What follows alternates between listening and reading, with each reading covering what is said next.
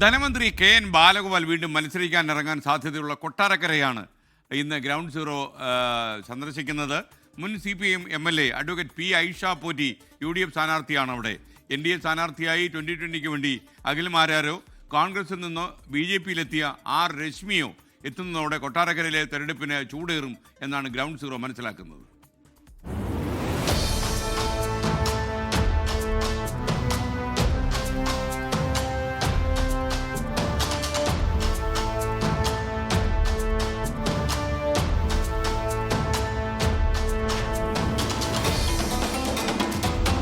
ഇടതുപക്ഷത്തിന് ശക്തമായ വേരോട്ടമുള്ള മണ്ഡലമാണ് കൊട്ടാരക്കര. ആദ്യകാല തെരഞ്ഞെടുപ്പുകളിലെല്ലാം കൊട്ടാരക്കര ചുവന്നിരുന്നു. പിന്നീട് കേരള കോൺഗ്രസ് സ്ഥാപക നേതാവായ R. ബാലകൃഷ്ണപിള്ളയുടെ തട്ടകമായി മാറി. 1970 ഉപതെരഞ്ഞെടുപ്പിൽ മുഖ്യമന്ത്രി സ്ഥാനത്തിരുന്ന് C. അച്യുതമേനോൻ മത്സരിച്ച് വിജയിച്ച കൊട്ടാരക്കരയിൽ 1977 മുതലാണ് R. ബാലകൃഷ്ണപിള്ള തേരോട്ടം തുടങ്ങിയത്. 2006 അഡ്വക്കേറ്റ് ഐഷ പോറ്റി R. ബാലകൃഷ്ണപിള്ളയെ അട്ടിമറിക്കും വരെ.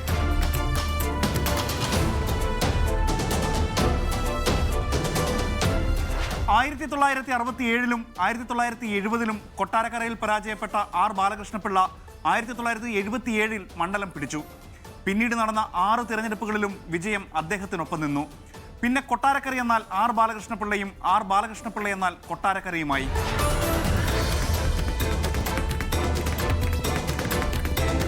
കേരള രാഷ്ട്രീയത്തിലെ അതികായനായ R. ബാലകൃഷ്ണപിള്ളയ്ക്ക് അടിതെറ്റിയത് 2006 CPIM സ്ഥാനാർത്ഥിയായി എത്തിയ കൊല്ലം ജില്ലാ പഞ്ചായത്ത് പ്രസിഡന്റ് അഡ്വക്കേറ്റ് ഐഷ പോറ്റി 12,087 വോട്ടുകളുടെ അട്ടിമറി വിജയം നേടി.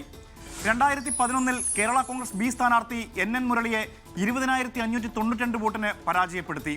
2016 42,632 വോട്ടിന്റെ റെക്കോർഡ് ഭൂരിപക്ഷത്തിലാണ് ഐഷ പോറ്റി കൊട്ടാരക്കരയെ ചുവപ്പിച്ചത്.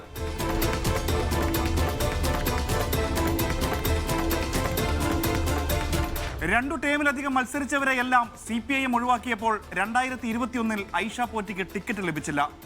സംസ്ഥാന സെക്രട്ടേറിയറ്റ് അംഗം കെ.എൻ. ബാലഗോപാലാണ് കളത്തിലിറങ്ങിയത്. 10,814 വോട്ടിന്റെ ഭൂരിപക്ഷത്തിൽ കോൺഗ്രസിന്റെ R. രശ്മിയെ പരാജയപ്പെടുത്തി മണ്ഡലം CPIM നിലനിർത്തി.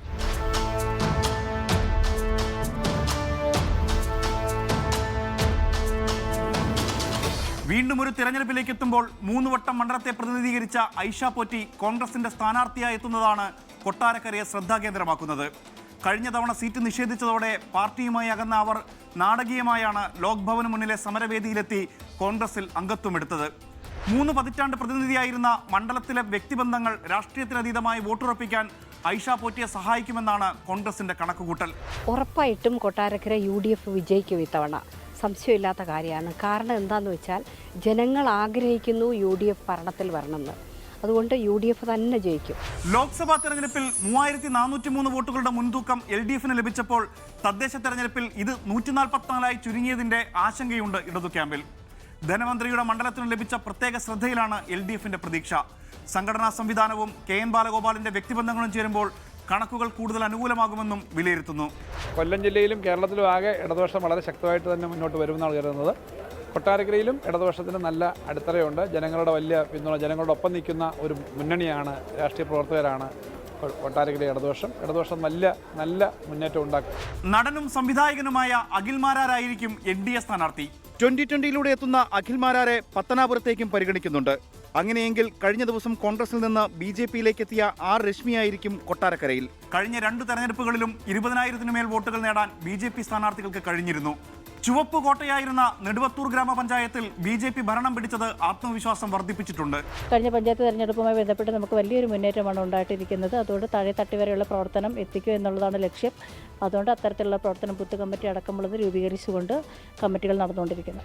ഇടതുപാളയം വിട്ട് ഐഷ പോറ്റി എത്തിയതിൽ കോൺഗ്രസിലെയും അഖിൽ മാരാരുടെ സ്ഥാനാർത്ഥിത്വം BJPയിലെയും സീറ്റ് മോഹികളിൽ ചെറിയ അസ്വസ്ഥതകൾ ഉണ്ടാക്കിയിട്ടുണ്ട് എന്നുള്ളത് സത്യമാണ്.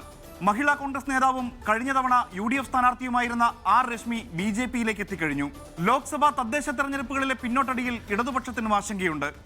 VIP മത്സരത്തിനിറങ്ങുമെന്ന് ഉറപ്പായതോടെ താരമണ്ഡലമായി മാറിയിരിക്കുകയാണ് കൊട്ടാരക്കര. ലോകത്തെവിടെയായാലും ഏത് സമയത്തും 24 വാർത്തകളും ഓഗ്മെന്റഡ് റിയാലിറ്റി പാക്കേജുകളും എക്സ്പ്ലെയിനറുകളും വിശദമായി കാണാൻ ഞങ്ങളുടെ YouTube ചാനൽ നിങ്ങൾക്ക് സബ്സ്ക്രൈബ് ചെയ്യാം.